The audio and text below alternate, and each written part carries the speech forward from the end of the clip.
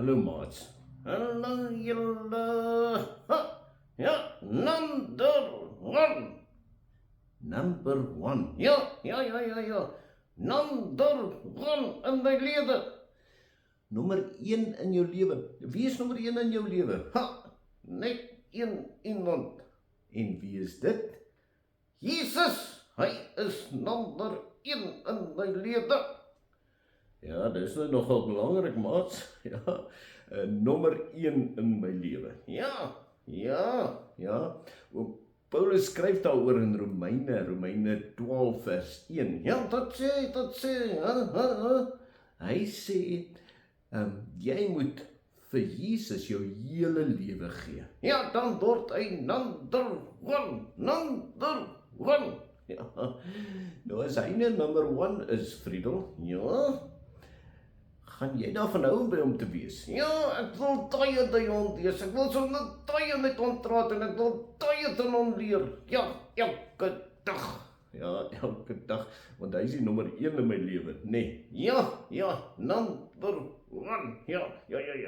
Ek wil met Jesus lekker gesels. Ja, maats, en dit moet ons onthou, want wanneer ons bid, ja, is ons eintlik besig om met hom te praat. Ja. So dis nie sommer net vinnige ruimte aframmel nie, nee. Nee, maats, ons ken ons ruimpies van gebede, nee. Ja, soos ons Vader, ja, dis 'n baie belangrike een, want dis hoe Jesus ons geleer het om te bid, nee. Ja, en Vader, ons sê dankie. Ja, ons het al sulke gebede, maar wat eintlik moet gebeur, moet daar meer gebeur. Ja, daar moet meer gebeur. Ek kan sommer net by Jesus gaan sit en met hom gesels. Net met hom gesels. Ja, hy is mos die nommer 1 in my lewe. Number 1, ja. Dan kan ek nog net om praat, nee, alles op my hart. Ja, jy kan met hom praat oor alles in jou hart. Ja, kan net nog gesels oor jou seer goedjies. Ja, oor alles. Ja, want hy is die nommer 1 in jou lewe. Number 1. Kom ons bid. Here Jesus, U is vir ons baie belangrik. Ons wil graag baie keer sommer net met U gesels.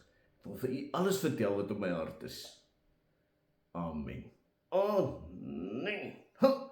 Ek wil vir number 1 alles sê. Jesus is my number 1.